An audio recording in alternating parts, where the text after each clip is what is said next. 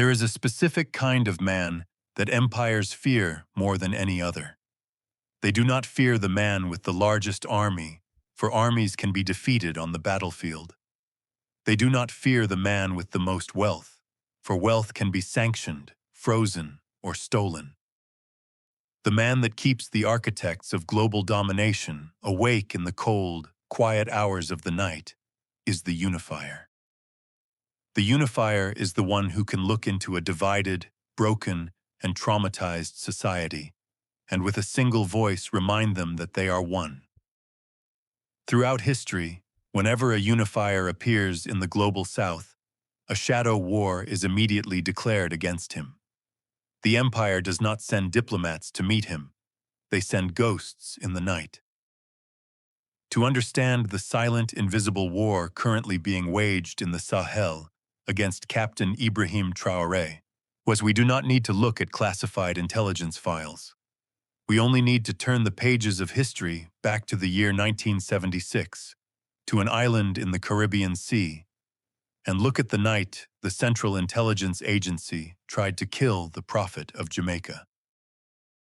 In December of 1976, Kingston, Jamaica, was not just a city, it was a geopolitical chessboard in the middle of the Cold War. Prime Minister Michael Manley was attempting to assert Jamaican sovereignty, demanding fair prices for the island's resources, and daring to build a relationship with the rest of the non-aligned world. In response, the invisible hands of Western intelligence agencies went to work.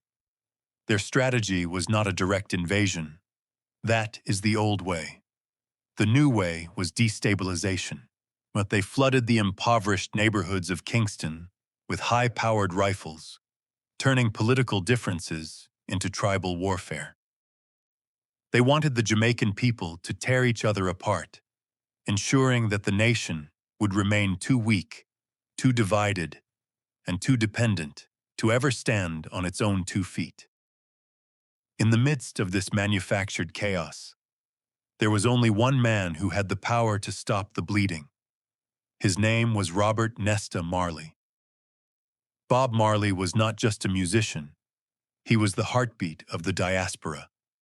He was a Rastafarian who sang of Pan-African unity, of breaking mental slavery, and of the inevitable fall of Babylon.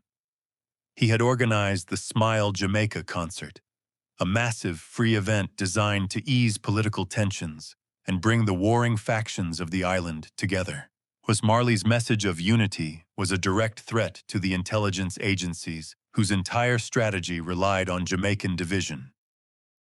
If you are awake to this cyclical nature of history and understand how these invisible wars are fought, I invite you to subscribe to this channel and like this video so we can continue to uncover the truths that the mainstream media refuses to broadcast. The architects of division realized that as long as Marley was breathing, their plan for Jamaica would fail. And so, the order was given.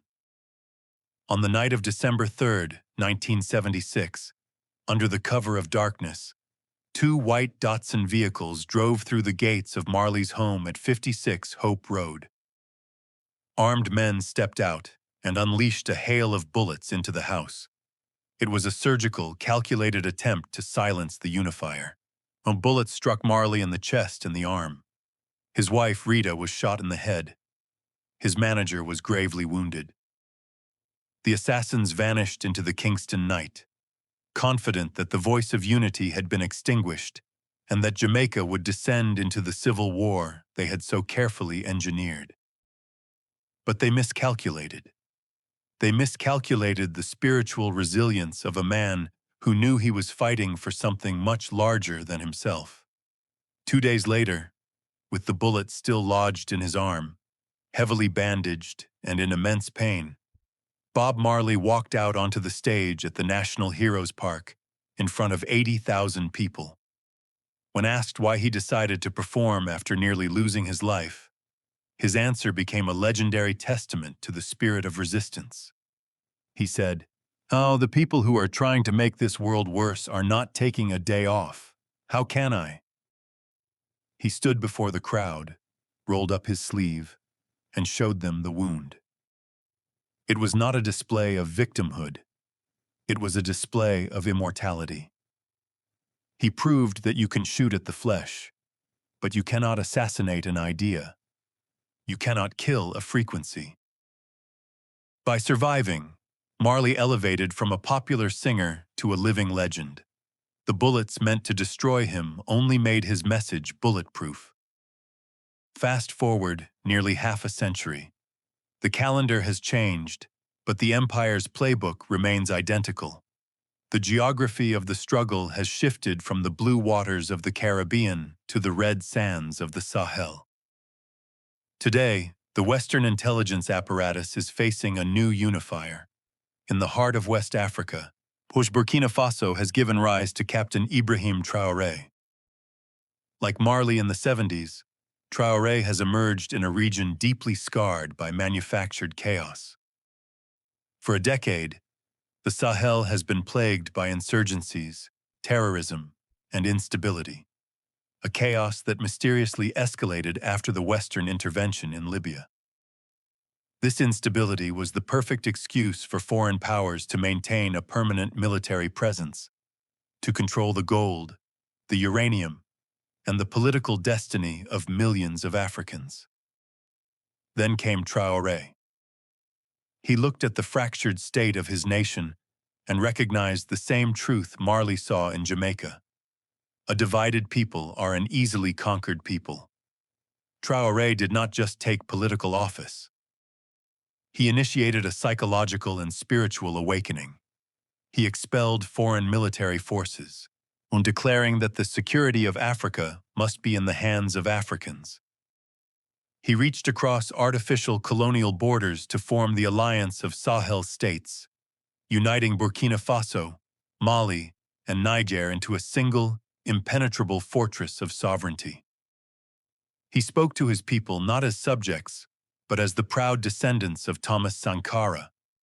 He became the new Unifier. And just as they did in 1976, the architects of global domination panicked. If you are inspired by this unbroken lineage of Pan-African resistance, please leave a comment below sharing your thoughts on how the diaspora can support the motherland today. Your voice helps push this message past the algorithms of silence.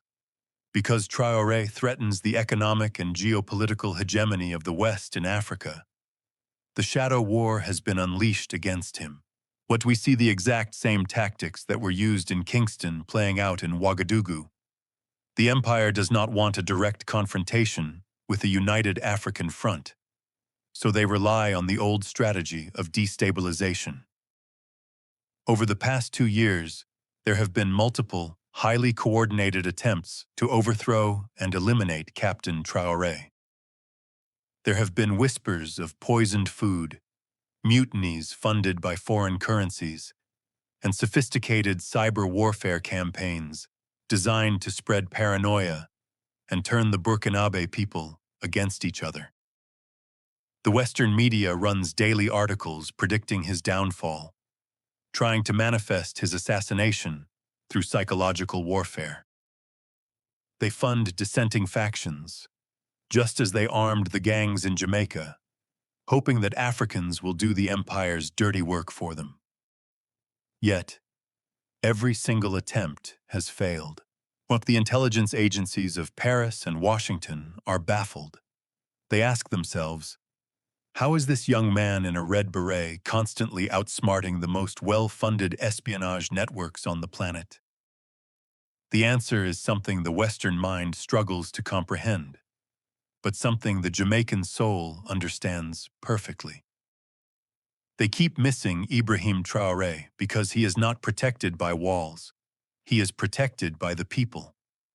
When the assassins came for Marley, he survived because the spiritual weight of his mission formed a shield around him. When the plotters try to corner Traoré, they find that they are not fighting a single man. They are fighting a nation of 20 million awakened minds. Traoré has decentralized his security. He has armed the citizens, creating the volunteers for the defense of the homeland. But more importantly, From he has armed their minds with dignity. You cannot bribe a population that has finally tasted true freedom. When foreign intelligence tries to buy a general, the junior officers refuse to follow the treasonous order. When saboteurs try to infiltrate the capital, the market women and the taxi drivers report them. Traoré is surrounded by a human shield of fierce loyalty that no amount of foreign money can penetrate. This is the ultimate nightmare for the neo-colonial system. They are dealing with a leader who has already accepted the reality of his own mortality. Traoré knows history. He knows what happened to Sankara. He knows what happened to Lumumba. He knows that the crosshairs are perpetually fixed on his chest. But echoing the exact sentiment of Bob Marley, Traoré operates with a terrifying calmness. But he knows that the people making the world worse are not taking a day off. So he works relentlessly. He sleeps in the barracks. He eats with the soldiers. He refuses the luxury suits and the diplomatic pleasantries, choosing instead to wear the combat fatigues of a nation fighting for its right to exist. When you shoot at a prophet and you miss, you make him a god in the eyes of his people.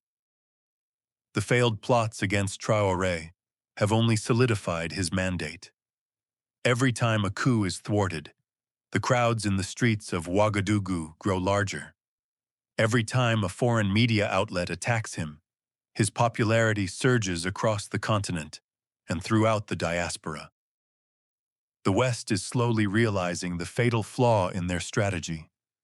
Traoré is no longer just a president.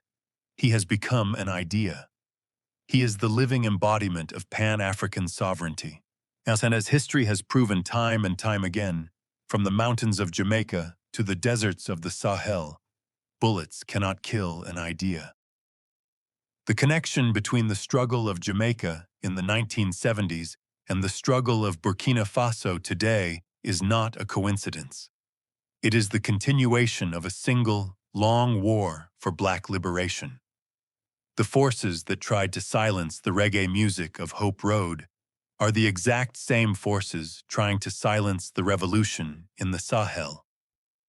They fear the music, and they fear the movement, because both possess the power to wake up the sleeping giant.